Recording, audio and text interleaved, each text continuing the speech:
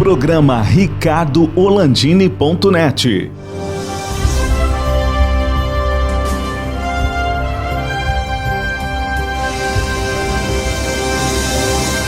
Alô, amigos, estamos começando mais um programa ricardoorlandini.net com as imagens do Fernando Miller aqui no Spa do Vinho, no Vale dos Vinhedos. Estamos cobrindo o evento aqui a convite da Débora Vilas Boas da Daut, no Hotel Spa do Vinho, o evento que está apresentando, retomando com vigor, muito vigor, a Zona Franca da Uva e do Vinho.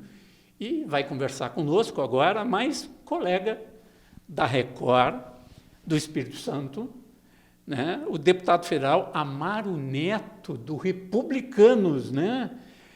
Deputado, antes de falar qualquer coisa, conta um pouquinho da tua história na área da comunicação, lá no Espírito Santo, lá com os capixabas, um estado muito bonito, Quem conhece o Espírito Santo teve a oportunidade. Eu passei rapidamente lá e eu tenho um colega que trabalhou muito tempo na universidade, lá na Universidade Federal. Ele dava aula lá na área dele. Olá, Orlandini. Olá a todos que nos acompanham. É com grande satisfação que nós estamos aqui, um lugar maravilhoso que é o Spa do Vinho. Eu não conhecia muito de revistas, conhecia do Carlos Gomes, o nosso colega deputado federal. Ele é suspeito. Ter falado sobre o espaço. Eu tive uma oportunidade de conversa com a Débora em Brasília, e ela me falou do espaço, e eu fiquei impressionado, não só pelo luxo, mas também por tudo que envolve o vinho aqui, e ainda mais no Vale dos Vinhedos. Sua primeira pergunta. Primeiro, uma satisfação imensa estar aqui, não só no Spa do Vinho, mas falando com você. E eu sou radialista e jornalista, comecei o meu trabalho em rádio em 1992. Novinho. Eu tenho 44 anos, com 15 anos eu já estava trabalhando em rádio.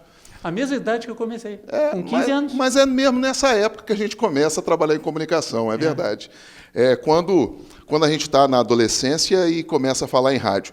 Trabalhei em rádio por um bom tempo, fiz um teste para apresentador do Balanço Geral.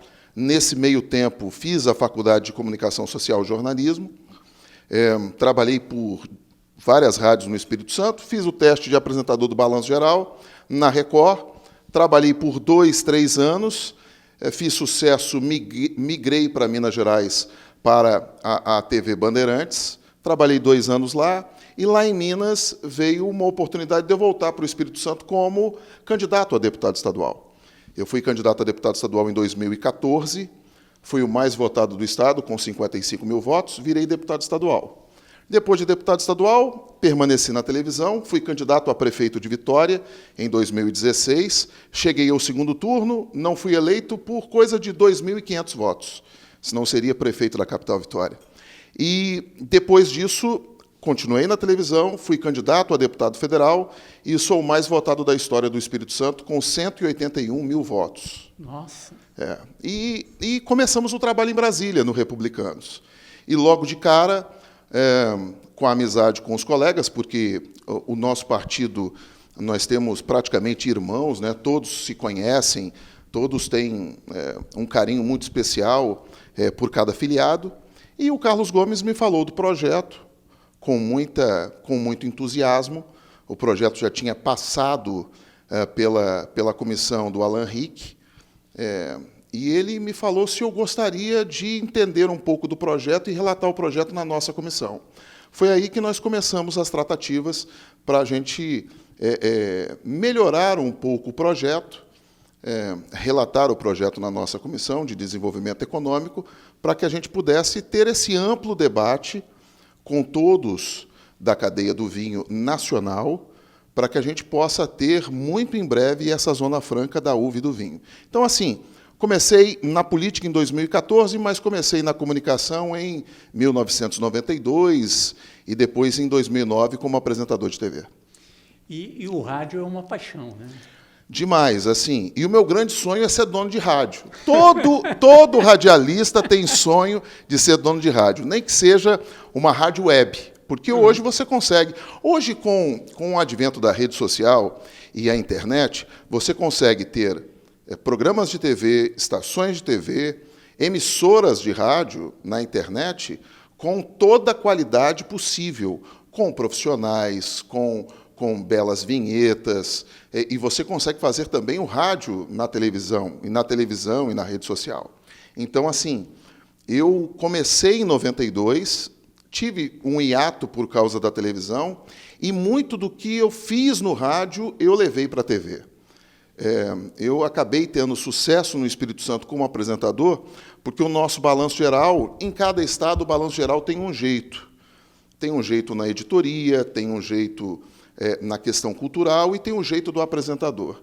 Então, assim, o balanço geral de Porto Alegre ou de qualquer outra afiliada da Record é diferente do Espírito Santo, como do Espírito Santo é diferente de outros estados, porque vai muito da cultura da população, local, né? Vai muito da linha editorial da televisão e vai muito do apresentador, né? Se as pessoas me acompanharem na internet, tem muita coisa doida que eu já fiz em televisão.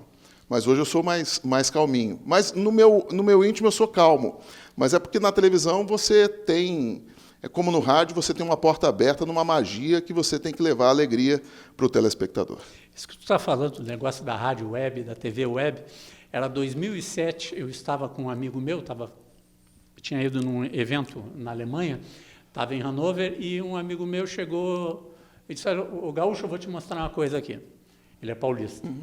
Ligou o rádio do carro dele, que eu não sabia, né? E pá, ele sintonizou, tipo, como está tocando uma rádio lá de Porto Alegre? Ora, ao vivo? Sim, está ao vivo.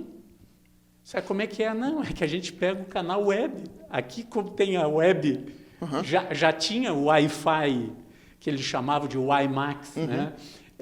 Transmitido pela cidade, então no carro tu pegava o sinal da internet e escutava, em vez nas ondas do rádio, nas ondas da internet, tu pega o rádio, né, deputado? É um negócio fantástico, né? E eu tenho que dar parabéns a todos os que se envolvem no rádio aqui no Rio Grande, porque é uma grande escola do rádio. Então, assim, a gente tem escolas importantes do rádio, e quando eu comecei, eu tinha que ouvir.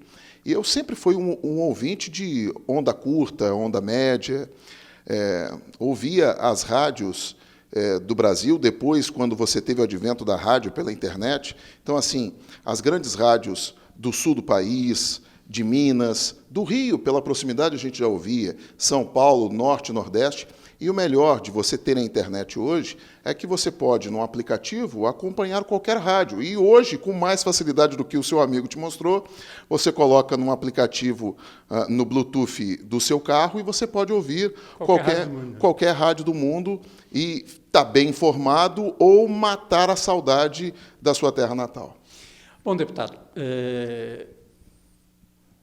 o senhor está envolvido até o pescoço também na Zona Franca da uva e o vinho. Como é que o senhor vê essa articulação toda que começou lá com o deputado federal João Derli, que o deputado Carlos Gomes, nosso Carlos Gomes aqui do Rio Grande do Sul, pegou, disse, não, deixa que eu levo isso, e ele bate tudo que é porta, ela fuçou com todo mundo lá, e deu no que está dando aí, está gerando uma repercussão nacional muito importante, em especial para o Rio Grande do Sul, mas o senhor mesmo falou que não é só o Rio Grande do Sul, que daqui a pouco vai ser beneficiado com uma zona franca da uva e do vinho. Aqui são 30 municípios, mas nós temos lá uma região, também lá no Vale do São Francisco, onde se produz uva e vinho. Olha, eu sou um grande entusiasta, porque eu gosto de vinho. Logo de cara, quando o Carlos Gomes me passou a ideia, eu quis entender como é que seria, pelo que você falou. A gente já tem outros locais do Brasil que produzem um vinho de excelente qualidade. E aí, num primeiro momento, o projeto passou pela Comissão da Amazônia, com o Alan Rick, e o Carlos Gomes, como você falou, ele se envolveu bastante. Levou uma delegação aqui do Rio Grande para conversar com a ministra Tereza Cristina. Eu estava presente. Nesse dia, nós vimos o desejo da ministra de realmente ajudar para que isso saia do papel, e começamos as tratativas. Isso final de 2019. Quando deu 2020, veio a pandemia. E o Carlos Gomes, assim, ficou triste naquele primeiro momento e buscou mecanismos para que pudesse levar diretamente para o plenário a votação, para que pudesse adiantar o processo. Não conseguimos no ano de 2020. Quando virou 2021, ele pediu o nosso empenho, e a gente já estava empenhado em ajudar, e apresentamos o projeto, o relatório do projeto. Quando iniciamos o relatório do projeto, eu quis fazer uma visita numa vinícola do Espírito Santo. Nós temos algumas vinícolas, mas uma premiadíssima, chamada Vinícola Tabocas, que fica no Vale do Tabocas, na cidade de Santa Teresa. Ganhou até um prêmio nacional, e pouca gente no Espírito Santo sabia. Nós visitamos, ela é uma vinícola estilo garagem, muito pequena, mas que produz um excelente vinho. E conversamos com o Vinícius, que é o proprietário da vinícola, sobre o projeto em si, e ele ficou, mesmo não contemplando o Espírito Santo, ele ficou muito feliz, porque existe um movimento no Brasil para que a gente possa tirar um certo preconceito que existe do vinho nacional. Não só a questão de nós termos taxas altas, mas também o preconceito brasileiro, quando não conhece, acaba falando mal e nunca provou. E aí, quando a gente começou a fazer esse diálogo na Comissão de Desenvolvimento Econômico, tiveram alguns colegas que foram contrários, porque esses colegas temem a questão de tirar dinheiro da carga tributária, de criar um espaço exclusivo para o vinho. E teve um colega que tentou englobar também cidades de São Paulo. No nosso relatório, a gente tirou. E nós fomos para o debate na comissão, com o Carlos Gomes até fazendo uma defesa forte com os nossos outros colegas. E no dia da votação, aí apresentamos o projeto, eu li o projeto, tem até imagens da Câmara dos Deputados que você consegue até resgatar. E nesse debate nós tivemos uma votação muito apertada, 6-5. Mas nós conquistamos, para a alegria de todos que estão envolvidos, a passagem por mais uma comissão. Para quem não entende direito na Câmara dos Deputados, quando você apresenta um projeto, o projeto ele é analisado por algumas comissões fim. Então, como se fala de uma zona franca parecida com a Zona Franca de Manaus, tivemos uma comissão da Amazônia, a Comissão de Desenvolvimento Econômico, e agora vai para uma comissão estritamente técnica, que precisa não só do trabalho de todos que estão envolvidos na cadeia, como também análises precisas de quanto que vai se perder o governo federal de imposto, mas quanto que isso pode gerar de incremento na economia, não só do Rio Grande, como do Brasil. E isso é importante, que a gente conversou já muitas vezes com o deputado federal Carlos Gomes. O entorno dessa zona franca o que sai do imposto da garrafa do vinho, da garrafa do suco e da garrafa do espumante, volta em impostos indiretos no entorno do turismo, da gastronomia, de mais comércio, mais gente vindo ao Estado. Que imagina só, vê uma coisa, deputado, é uma coisa interessante.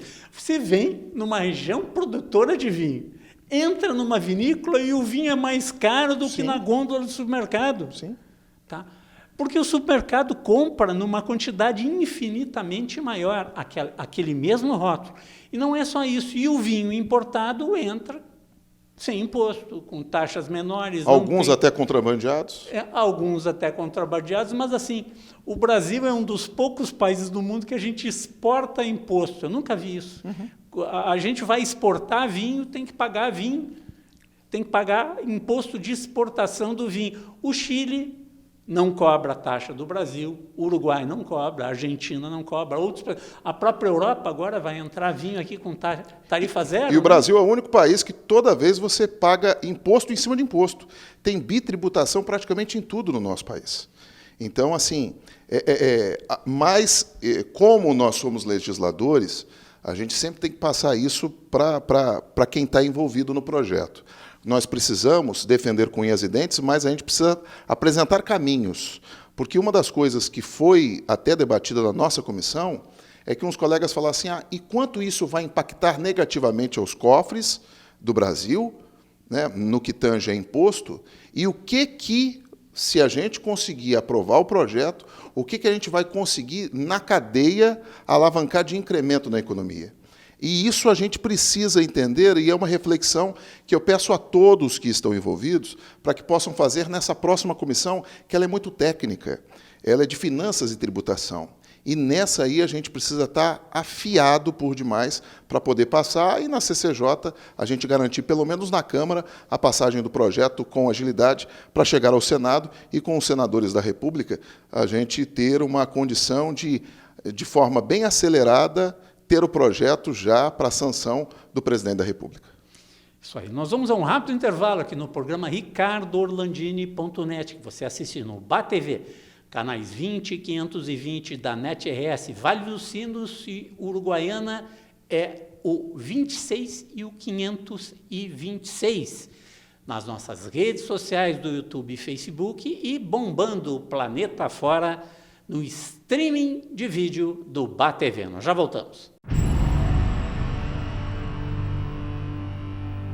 Camarões, frutos do mar, filés, tudo com o toque da melhor experiência gastronômica. Teleentrega 3105-6767. Chihuahua, o sabor tradicional na mesa da sua casa. Eu sou o Rogério da Rogério.pizza. Sabe por que eu faço pizza? Porque eu adoro fazer pizza, eu amo fazer pizza. Fazer pizza para mim é louco de bom. Teleentrega 0800 321. Rogério.pizza.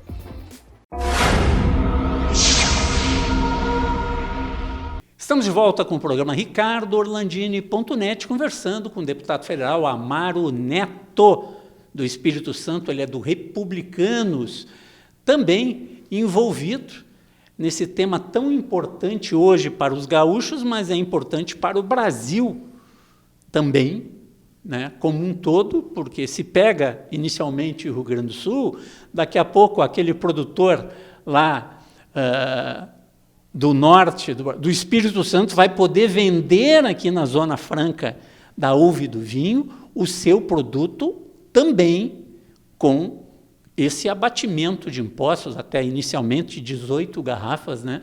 Cada CPF vai poder comprar numa visita turística que ele vai gastar no hotel, já recupera um pouco do imposto. Na gastronomia, recupera mais um pouco de imposto. Vai numa loja, vai no comércio de beira de estrada, vai botar combustível, vai fazer um monte de coisa que, no final da história, vai acabar rendendo mais imposto, vai gerar mais carga tributária. Já dizia a lei de Laffer, né? Tu tem que chegar num ponto de equilíbrio que tu baixa o imposto, mas a economia cresce e distribui melhor a renda e acaba gerando mais carga tributária nesse sentido, numa maneira não aumentando só a carga tributária, mas aumentando a base de tributação.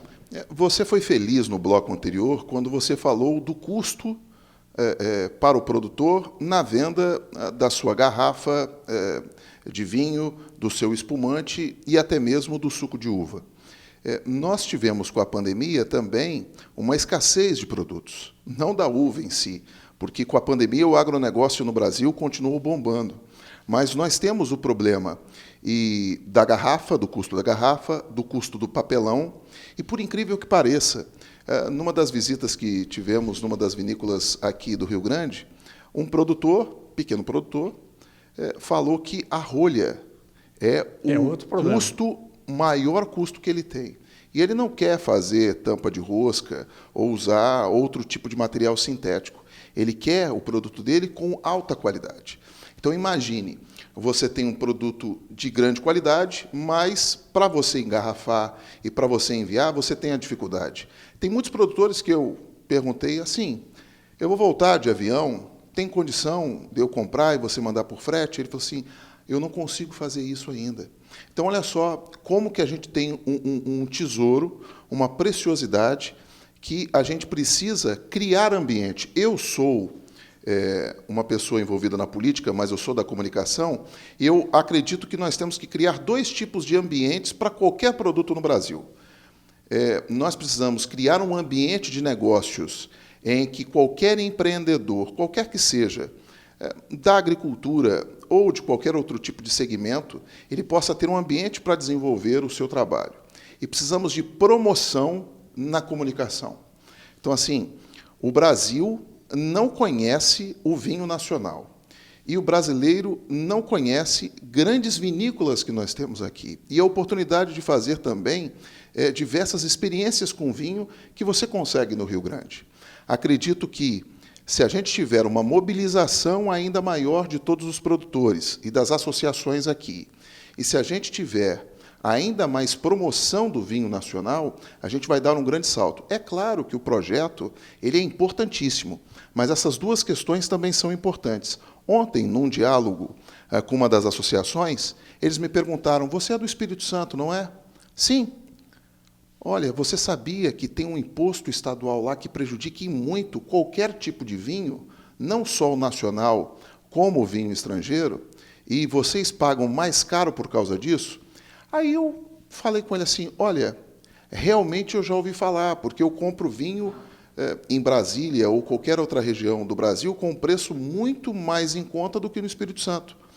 E aí ele ficou de me relatar qual é o imposto e quais são os mecanismos para que a gente possa, através de um diálogo com o governo do Espírito Santo, reduzir isso, porque assim, nós temos no Espírito Santo 2 grandes empresas de vinho e-commerce. Nós temos a Wine, que a sua sede é no Espírito Santo e o seu galpão logístico é no município da Serra, e a sede está em Vitória, e a Evino, que também tem o seu galpão para logística na Serra, no Espírito Santo. Então, assim, é inconcebível você ter 2 grandes empresas de e-commerce e você, nessas 2 grandes empresas, ou até mesmo qualquer tipo de comerciante no Espírito Santo, pagar um imposto elevado para poder vender o vinho. Então, assim, você vê que nós temos distorções não só nível Brasil, como também nível de Estado. Deputado, vamos lá, os governadores também têm que mexer um pouco na sua voracidade, né? Porque quanto maior o imposto, menor vai ser o consumo. Não, e nós não conseguimos fazer a reforma tributária ainda, até por todos os percalços que passamos, mas conseguimos fazer a reforma da Previdência. Por quê? Porque o Brasil, quando você pensa numa reforma tributária, você mexe no bolso de muita gente, de estados, de municípios e da União. Tivemos agora há pouco tempo aqui um dilema muito grande, porque num trecho da reforma tributária que o Ministério da Economia passou para a Câmara, tinha a taxação de dividendos para quem investe. E isso seria horrível, porque realmente teríamos de novo uma bitributação. Então, quem ganhava de dividendos, dependendo do investimento, em torno de R$100, deixaria R$15 ou R$20 de imposto. Isso prejudica no momento em que a gente precisa injetar dinheiro na economia, até mesmo com investimentos. Então, qual é o grande problema que nós temos? E você foi brilhante. Nós precisamos também, com as assembleias legislativas, num diálogo com os governadores, e eu acho que será importante demais esse debate agora, em 2022, porque nós temos eleição. Então, esse debate precisa ser um debate maduro. Carga tributária precisa ser um debate maduro, no que tange aos estados e municípios, para que a gente possa ter realmente um incremento da economia. Acredito que o melhor projeto social do país é emprego. E nada melhor do que você incentivar quem é empreendedor, que muitos taxam de maluco, porque empreender no Brasil é muito difícil. Então, assim, e outros acreditam que a salvação para a nossa economia. A gente colocar na cabeça dos mais jovens e quem tem condição, empreender em qualquer nível de empreendimento. E nós temos pessoas que empreendem pouquinho, daquela pessoa que vende água, né, no semáforo é um empreendedor, há aquele que tem uma engarrafadora, aquele que tem uma grande empresa. Então, a gente precisa olhar para todos, não só para aquele pequeno empreendedor, mas o grande empreendedor do Brasil, aquele que gera um emprego que seja, que paga imposto, mas também aquele que gera milhares e centenas de empregos. Deputado, os governadores Eu acho que o momento mesmo da discussão de uma reforma tributária que seja a solução para o país, porque não pode os governadores continuarem taxando com 30%, 35% combustíveis, que pega todo mundo, energia elétrica, que pega todo mundo, telecomunicações, que pega todo mundo. Não é nada, tá? Que seja... que os governadores não têm que ver de uma maneira diferenciada, porque é muito imposto, que quem paga esse imposto é todo mundo. Ninguém escapa, do mais pobre ao mais rico. Já dizia um amigo meu, né, 30% para um rico, numa conta de R$100, pode não ser nada, mas 30% numa conta de R$100 ou de R$50 para um trabalhador é muito dinheiro. Então está errado a forma de tributar combustíveis, tributar telecomunicações, energia elétrica e outros gêneros, como o próprio vinho, que muitos estados têm uma taxa, como o Rio Grande do Sul, em cima do vinho, que é muito alto o imposto. E esse tipo de imposto, qualquer um que seja, atrapalha o nosso desenvolvimento econômico, porque não dá para você empreender, você gastar dinheiro, às vezes você pegar empréstimo, e o seu sócio oculto, o seu Estado. É um sócio oculto. Ele sempre recolhe uma parte, e a gente sabe que o Brasil tem dificuldades até fiscais, porque pessoas pensam toda hora, todo instante, a tentar burlar a receita, por causa de você não ver empregado de forma real o dinheiro que você paga através dos impostos.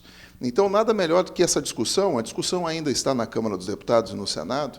Acredito que esse ano de 2021 a gente avança e 2022 a gente tenta alguma coisa, mas ano eleitoral será muito difícil. Mas eu acredito que é um debate que precisa ser feito de forma madura nas Assembleias Legislativas. Eu fui deputado estadual e eu sei como é difícil o deputado estadual legislar nesse país. Com a Constituição de 88, a gente tem vereador e deputado federal e senador com condição de legislar bastante, mas nas assembleias você tem essa dificuldade, mas impostos como esse precisam ser reavaliados, mas no que nós falamos no bloco anterior, no que tange a nossa zona da uva e do vinho, Zona Franca da uva e do vinho. A gente precisa criar mecanismos para, se eu tirar aqui esse imposto, eu consigo aumentar enquanto um incremento da economia para quem possa fazer girar a nossa economia do país. Deputado federal Amaro Neto, do Espírito Santo, do Republicanos do Espírito Santo, obrigado pela sua participação aqui no nosso programa. Eu que agradeço, estou sempre à disposição e viva a nossa Zona Franca da Uva e do Vinho, que muito em breve, com o trabalho não só de todos vocês, como também da Câmara dos Deputados e do Senado, do nosso Congresso Nacional, a gente vai ter esse incremento na economia do Rio Grande do Sul e também do Brasil. Aqui diretamente do Spa do Vinho, no Vale dos Vinhedos, da nossa amiga Débora Vilas Boas da Daut, e encerramos mais um programa Ricardo Orlandini. Camarões, frutos do mar, filés, tudo com o toque da melhor experiência gastronômica. Teleentrega 3105-6767. Chihuahua, o sabor tradicional na mesa da sua casa. Eu sou o Rogério da Rogério.pizza. Sabe por que eu faço pizza? Porque eu adoro fazer pizza, eu amo fazer pizza. Fazer pizza pra mim é louco de bom. Teleentrega 0800 321. Rogério.pizza.